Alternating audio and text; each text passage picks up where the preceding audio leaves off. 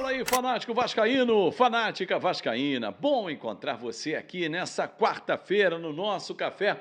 Chega deixando o seu like, hein? É a mãozinha que está aqui embaixo, comenta, compartilha, porque vamos repercutir a entrevista exclusiva que deu o Paulo Brax, ex-diretor executivo do Vasco, trazendo bastidores, lamentando, reclamando e trazendo, na visão dele, fatos que justificaram a saída dele ou não. Vamos falar sobre isso, vamos falar também de contratações, as obras no CT que ainda não começaram, são obras que têm um prazo curtíssimo para acontecer, porém, se não pagar, a coisa não vai rolar.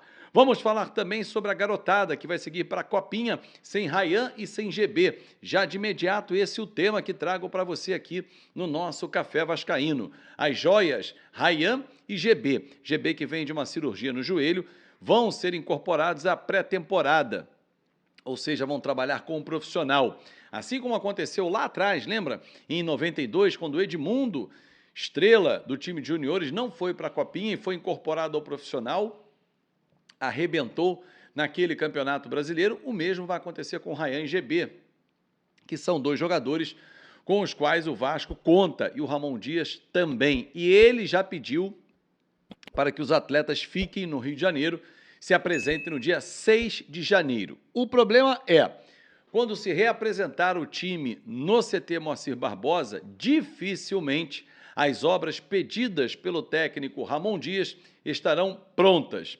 Isso porque, até agora, a 777 não liberou a verba. E, segundo soube, são detalhes tão simples. O valor não é um valor exorbitante, até porque é principalmente a obra no vestiário, pedido pela comissão técnica, em especial do Ramon Dias, a troca das divisórias de aço por granito. Claro que tem que ser feito também um trabalho no piso para suportar esse peso. Uma das obras que será feita no CT Moacir Barbosa. Só que, até agora, a 777 não liberou recurso. Hoje é dia 27 de dezembro de 2023. Pode liberar hoje, começar hoje, mas é uma obra que dura apenas 5 dias. Hoje é quarta-feira. Se começar a obra amanhã, quinta-feira, quinta e sexta, segunda é feriado, terça, quarta, quinta para representação do elenco. Dá tempo, mas tem que liberar o dinheiro, porque ninguém trabalha de graça. Acho que a 777 está esquecendo desse detalhe, né? Enfim, isso vai desagradar o Ramon na volta ao trabalho, porque ficou um mês e nada aconteceu dentro do vestiário vascaíno. Bom, antes de falar da entrevista do Paulo Brax, dar um recado aqui super especial para você. Está rolando o Boxing Day. O Boxing Day é uma tradição no campeonato inglês, a Premier League, tradição que vem desde o século XIX, quando jogos aconteciam na sequência do Natal, e o Boxing Day é uma tradição porque eram presentes dados em caixa para o povo, né? E numa forma de vários jogos, num formato de, olha, aqui tem 5 jogos, hoje tem 3 e tal, a Premier League vai presenteando os seus torcedores. E, lógico, que você vai lá na KTO com o meu cupom Azevedo no primeiro depósito, manda o seu palpite e, claro, já lança aí o seu palpite usando o meu cupom e tem 20% de bônus. Aí sim, papai, dá aquela moral para mim, valeu? Azevedo é o cupom, tá aqui para você não esquecer. Bom, já vou colocar aqui algumas opiniões, né, do Paulo Brax na entrevista exclusiva que ele deu ao GE. Muito boa a entrevista, jornalisticamente, bacana demais. Ele escolheu um veículo, como ele sempre o fez durante a gestão dele no Vasco, não foi diferente. Aliás, ele criticou a comunicação do Vasco, o marketing do Vasco, chamou de inoperantes, né, durante a entrevista, mas destaquei aqui alguns detalhes desse bate-papo que eu vou colocar aqui no rodapé, enquanto vou lendo aqui, debatendo com vocês. Olha, está aqui embaixo, olha.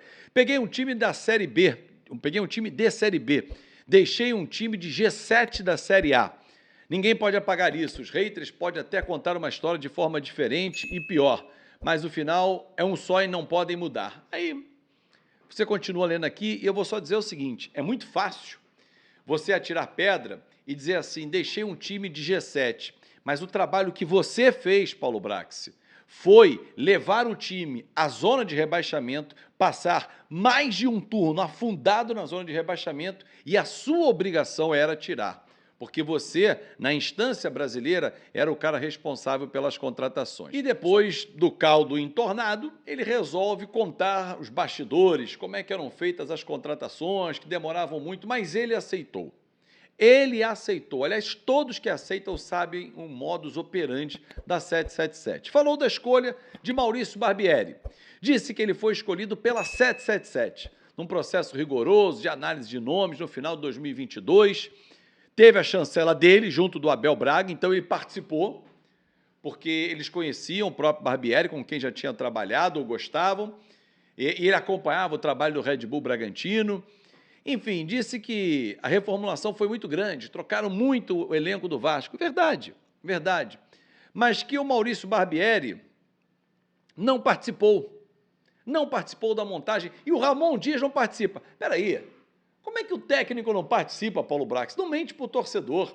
Todo treinador, ele é no mínimo consultado. E se ele é consultado e dá o aval, ele participa. Se ele dá a negativa e empurra um goela abaixo, ele tem que vir a público e dizer: algum jogador foi não do Barbieri e foi empurrado pela 777? Algum jogador foi não do Ramon Dias e foi empurrado goela abaixo para ele? Não vem contar história. Não vem contar história. Aí ele vem dizer que os nomes eram aprovados em 2 instâncias, análise de mercado, scout. Eu vi o scout do Vasco, os nomes que apresentaram, né, em algumas situações horrorosos, né, os 2 relatórios técnicos, aí sim que vinha uma aprovação final. Enfim, em relação à Série A, cara, só quem viu o Vasco jogar e acompanhou sabe muito bem o que eu vou falar. O Vasco começou bem a Série A assim, Atlético Mineiro, Palmeiras, Bahia e Fluminense, sendo que a gente perdeu em casa para o Bahia. Então, em 12 pontos disputados, o Vasco ganhou apenas 5 pontos. Começou bem. E depois começou a sucumbir. E eles foram ter a inteligência de, depois da 6ª rodada que começou a sucumbir, só foram trocar na 14ª. E levou um turno inteiro se arrastando. O Ramon chegou, mas até conseguir embalar o time, Grêmio, vitória em casa, empate com o Red Bull Bragantino e finalizamos o primeiro turno com um jogo pendente do América Mineiro. Pô, não é fácil analisar futebol de trás para frente não, Paulo Brax.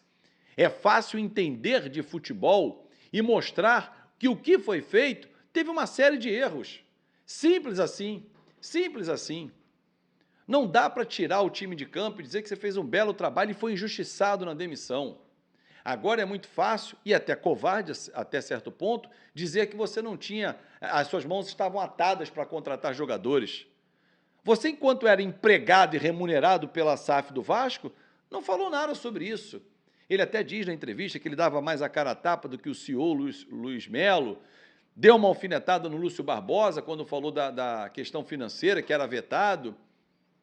Mas é engraçado, quando você era empregado, você não disse isso. Agora é mais fácil. Enfim, jornalisticamente, uma bela entrevista, um belo material. Agora, de conteúdo, realmente, trazer verdades. Eu não consegui contratar o fulano. Ele não trouxe nada. Eu indiquei o Messi e ele estava dentro da planilha e eles não aceitaram. Eu indiquei o Neymar, sei lá, ele não disse nada disso. Sabe aquela história de rei morto, rei posto? O cara está tentando sobreviver. Ele não falou na entrevista, senti falta, da eliminação na 2ª fase da Copa do Brasil por possante ABC, que foi rebaixado à Série C do Campeonato Brasileiro. Ele disse que o Vasco jogou bem contra o Flamengo na semifinal do Campeonato Carioca. Eu acho que ele estava dormindo nesse dia. Estava descansando. Ele não viu o jogo, não. E o 4-0 no primeiro tempo do Flamengo? Você estava acordado, Paulo Brax? Meu Deus do céu. Vamos embora. Vira a página, segue o jogo. Olha o desnível que nós temos agora. Alexandre Matos e Paulo Brax. Bom, mas para ele, várias pessoas eram inoperantes, né, dentro do Vasco. Comunicação, marketing, comercial. Engraçado, só para fechar, que ele quis abraçar isso tudo. Talvez o inoperante fosse o cara que deu a entrevista. Um grande abraço e até mais tarde.